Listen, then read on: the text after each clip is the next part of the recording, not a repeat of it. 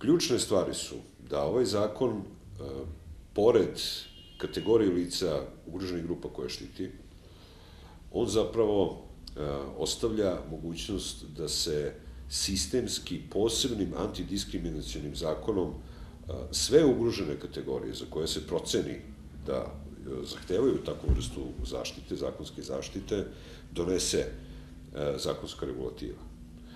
Imate različite argumente, ovaj zakonom nije potrebno, u 15 zakona imamo pominjenje diskriminacije, odnosno zabrane diskriminacije.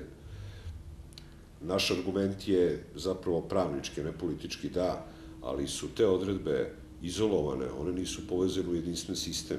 Ovaj zakon pruža tu vrstu sistema.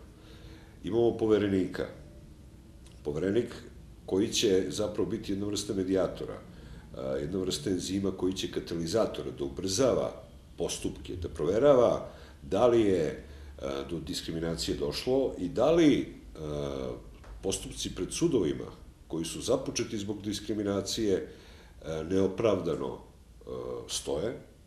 On će biti taj koji će pred sudovima moći da već započete postupke ubrza.